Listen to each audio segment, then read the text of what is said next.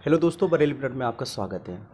इस वक्त हम मौजूद हैं दिशा पाटनी के घर पर और हम आपको बता दें यहीं पर उनके पिताजी श्री जगदीश सिंह पाटनी जी से आज मुलाकात करेंगे हम। और जैसा कि ये पता चला है कि जगदीश सिंह पाटनी जी को बहुत बड़ी उपाधि से नवाजा गया है।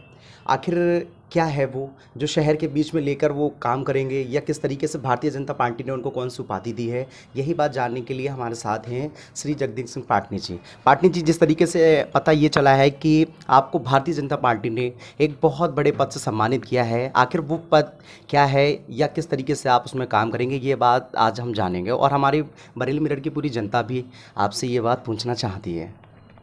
सबसे पहले तो मैं धन्यवाद देना चाहता हूं बरेली मिरर को कि आप लोगों ने अपना कीमती समय निकालकर आज मेरे घर पे आके और मेरा एक छोटा सा इंटरव्यू लिया है, उसके लिए बहुत बहुत धन्यवाद। जहां तक एक बहुत बड़ी उपलब्धि का प्रश्न है, मैं अभी रिसेंटली भारतीय श्रमिक कामगार कर्मचारी महासंघ के द्वारा बहुत बड़ा एक यहाँ पे प्रोग्राम आयोजित किया गया था। इसके राष्ट्रीय सचिव श्री सर्वेश पाठक और इसके क्षेत्रीय अध्यक्ष डॉक्टर पंडित राम मनोहर पाठक जी और इसके क्षेत्रीय संगठन मंत्री श्री देवेंद्र सोम जी यहाँ पर आए थे। उनका भव्य यहाँ पे कार्यक्रम हमारे जिला अध्यक्ष श्री योगेंद्र गंगवार के नेतृत्व में यहाँ पे संपन्न हुआ। और कई जगह जैसे ही वो यहाँ आए और उनका रेलवे स्टेशन से लेके पीलीभीत बाईपास, राजेंद्र नगर और सबसे अंत में हम लोग सिलेक्शन पॉइंट के पास लेफ्टिनेंट पंकज अरोड़ा की जो मूर्ति है उस पर अनावरण किया था, उस पर माल्यार्पण किया था।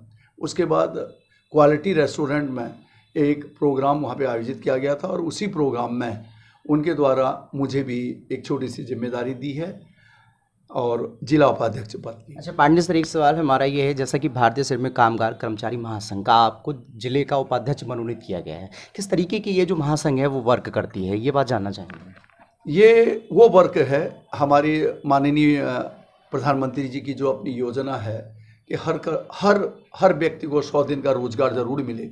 उसी के तहत अभी पिछले वर्ष लॉकडाउन के दौरान बहुत से लोग बेरोजगार हो गए हैं, उनके पास 2 जून रोटी उपलब्ध नहीं हो पा रही है। इसी से ये संगठन तो पहले से बना था, लेकिन अभी ये संगठन ने इसमें अपना थोड़ी सक्रिय भूमिका निभाई है कि हमको हर बूथ पे, हर घर घर जाके, हर गांव जाकर हमें मालूम करना है कि कितने हमारे पास गरीब लोग हैं जिनके पास खाना भी मुहैया नहीं हो पाता है।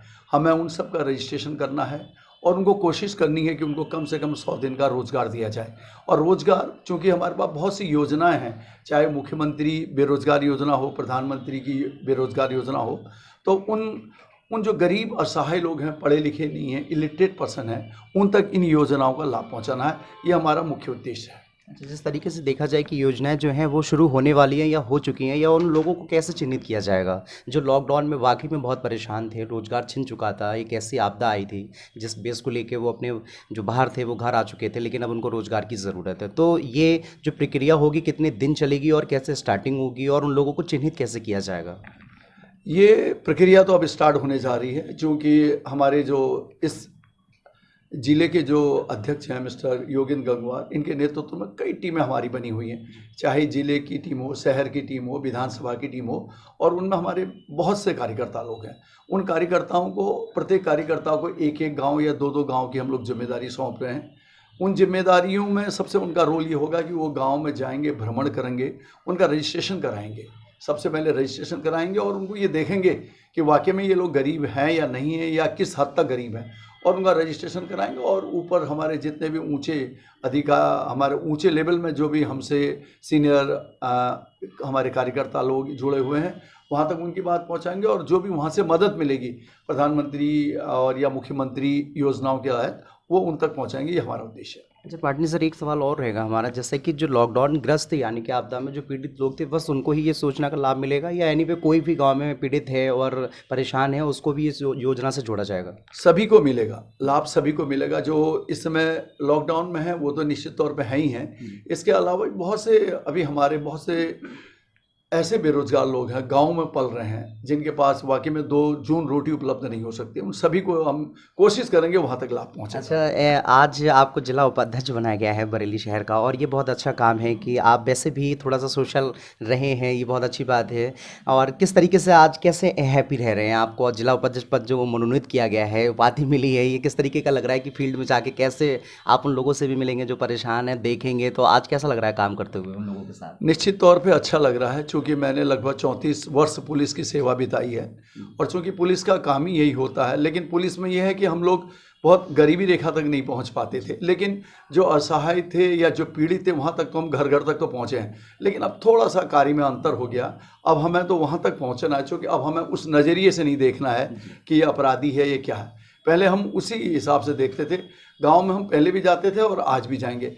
अब थोड़ा सा एक परिवर्तन हो गया, लेकिन अभी कुछ एडजस्ट होने में समय तो लगता ही है, और वही समय में धीरे धीरे जन सेवा करना चाहता हूँ, पब्लिक की सेवा करना चाहता हूँ, गरीब असहाय की सेवा करना चाहता हूँ। जितना भी भरसक प्रयास होगा, मैं और मेरी टीम के द्वारा, हमारे जिला अध्यक्ष के द्वारा हम पूरी कोशिश करेंगे कि हमें जो दायित्व सौंपा गया है राष्ट्रीय महासचिव के द्वारा, उस पर हम खरे उतरेंगे। ठीक है सर, थैंक यू सर।